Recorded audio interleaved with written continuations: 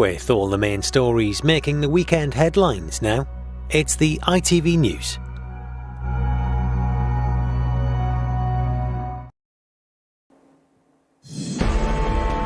The row over nurses' pay escalates after it emerges a bigger pay rise was once planned. Before the pandemic, a 2% increase was on the cards in England. Tonight, there are warning staff will quit over the government's 1% offer. It's awful because we're not even out of what we've been fighting for, and we've already been told, no, it's not going to happen. Also, police and family voiced their concern for a South London woman who's disappeared without a trace. Prayer for peace, the Pope's historic meeting with Iraq's top Shia cleric, and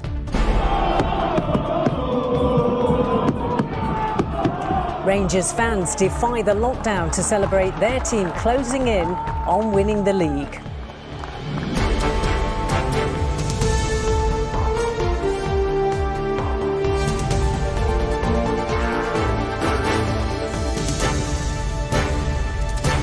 This is ITV News with Sameena Ali Khan.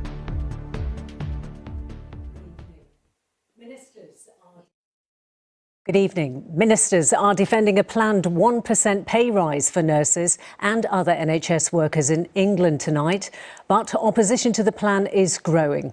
It's emerged that before the pandemic, the last Conservative government was planning to give NHS England staff twice as much. And the Royal College of Nursing says their members could be driven to quit after being shown how little they are valued. Here's our political reporter, Shihab Khan. From the start of the pandemic, NHS staff have been risking their lives to help us get through. Tributes have been paid throughout, but clapping only goes so far. On the front line, the proposed 1% pay rise for health workers has not been well received. Melissa is a nurse in Birmingham. She has looked after COVID patients since the start of the pandemic and says the news is demoralising. It's awful because we're not even out of what we've been fighting for, and we've already been told, no, it's not going to happen. It's very easy to stand there and clap on a Thursday night, but that's not doing anything apart from picking us up at the time, and we still need picking up now. We're still going to need picking up for the future. NHS Providers, the body that represents employers in the health service, has also criticised the proposal, saying the government's long-term funding plan for the NHS had assumed a pay increase of 2.1%. There are now warnings that large numbers of nurses might leave the profession after the pandemic. We already had been asking our members about their intentions following COVID, and many were saying at the end of this, I probably will throw in the towel, I'll have had enough. And this really just will reinforce their thoughts that for all they've done, it really hasn't been recognised. The government says it wants to honour NHS staff, but they say the pandemic does, however, have real consequences, and we have done all that we can to protect jobs and save livelihoods. The recommended 1% pay rise for NHS staff is what is affordable, while acknowledging their work and commitment over the last 12 months. The economic impact of the pandemic means other public sector workers are having their pay frozen. But with pressure mounting, many will wonder if the government will ultimately have to change its proposals. Shihab Khan, ITV News. Police say they are growing increasingly concerned for the welfare of a missing woman. Sarah Everard was last seen walking home from a friend's house in South London on Wednesday evening. Mark McQuillan is there now. And Mark, what more do we know?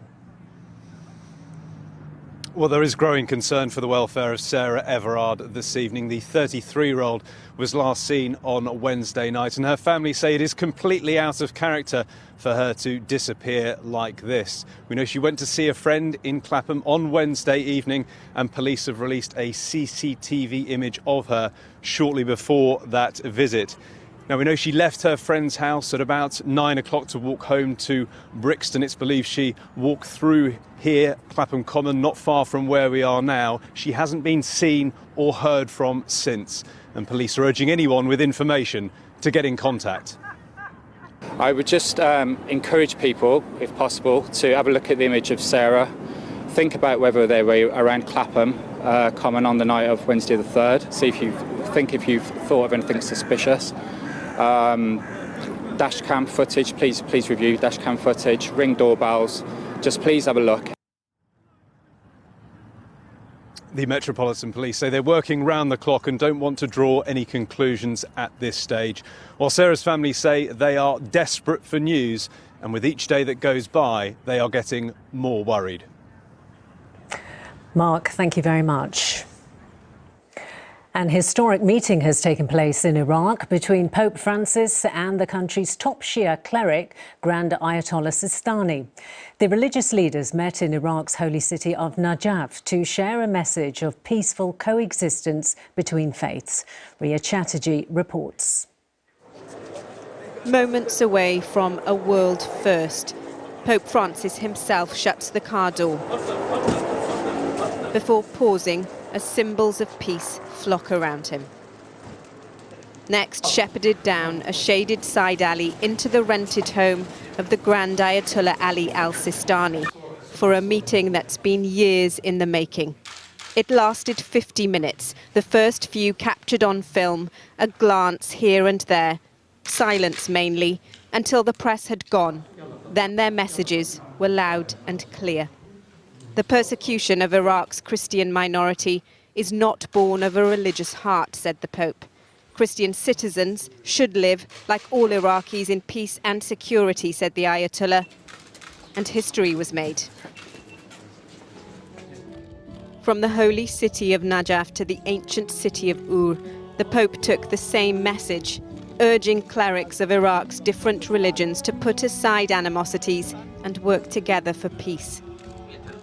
He specifically mentioned Iraq's Yazidi community, another religious minority who were violently targeted by ISIS.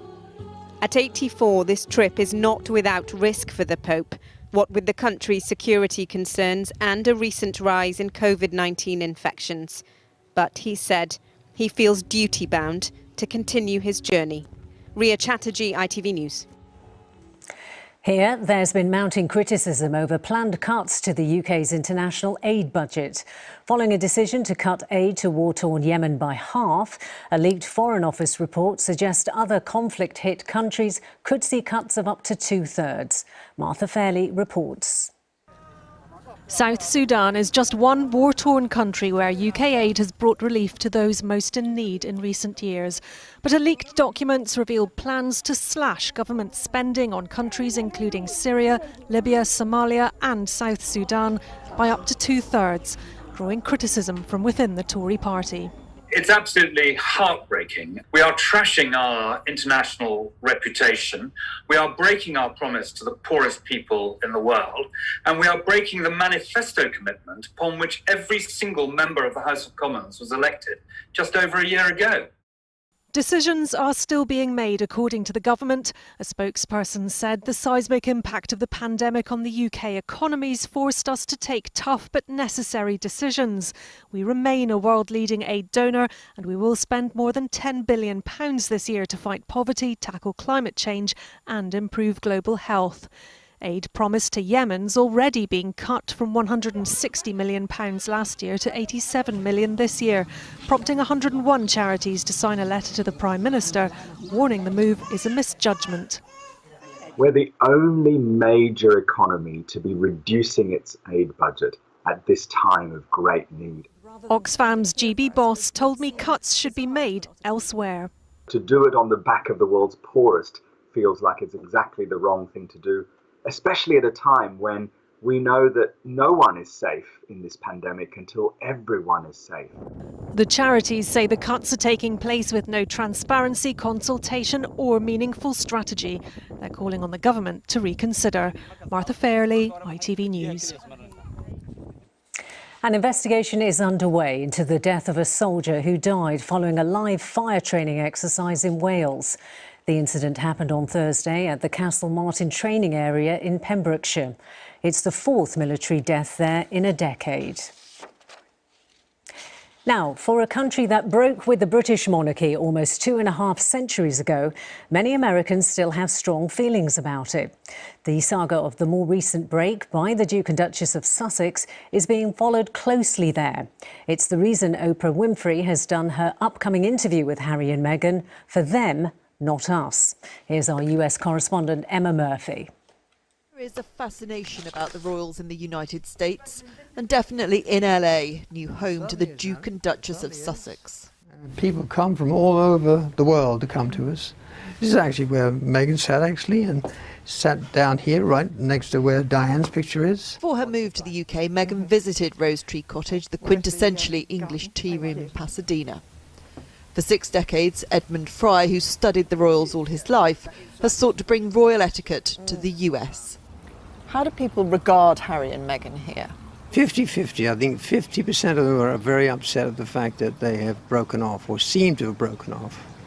And 50% their feeling is they wanted a new life and they have the right to do that. It's been unbelievably tough for the two of us, but at least we had each other. The Oprah interview is highly anticipated here.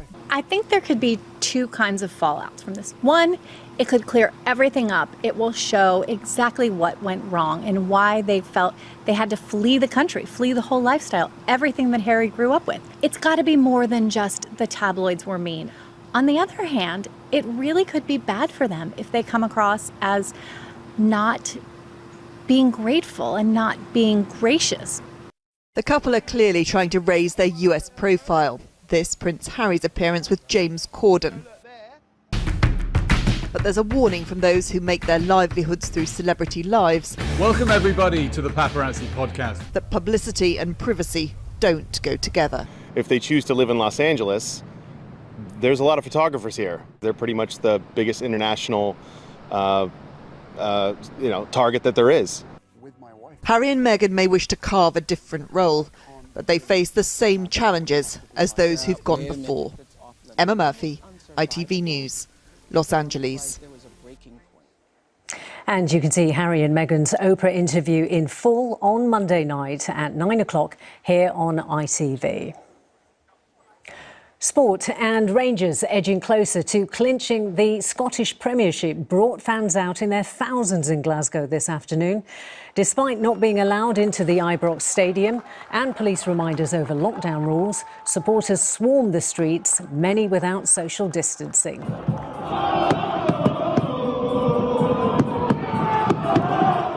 This is how it looked to arriving Rangers manager Steven Gerrard as police tried to hold the crowds back. They were celebrating an expected victory over St Mirren, which eventually came 3-0. All that's needed for Rangers to win the title now is a Celtic loss or draw tomorrow. To cricket, and England suffered another heavy defeat inside 3 days in the final test in Ahmedabad. They went down by an innings and 25 runs, giving India the series 3-1.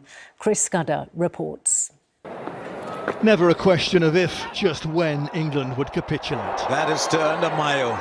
It's always the way. Conditions in India favour their spin bowlers, and England barely stood a chance. Straight to Ajinkirani. Johnny Bairstow went first ball, out for a duck for the 3rd time in 4 innings. Shot leg, it's a short stay for Johnny Bairstow. Dominic Sibley was plain unlucky, caught off a painful ricochet. Yeah, this is going to be out. He swept it straight into the legs of short leg. Then Stokes, nothing went right. Oh, has it gone straight to him? England took a deep breath, but were stumped by some breathtaking keeping. Absolutely brilliant from Bishop Van stopping. It's a fair delivery. Joe Root resisted, but when he was trapped for 30, the end was in sight. Dan Lawrence was the last to go for 50, but no disguising a 3rd straight heavy defeat. England will try to turn the tables when India play in English conditions this summer. Chris Scudder, ITV News. And finally, one of the first large-scale public festivals since the start of the pandemic has taken place in Australia. The Sydney Gay and Lesbian Mardi Gras went ahead, but with major concessions to COVID.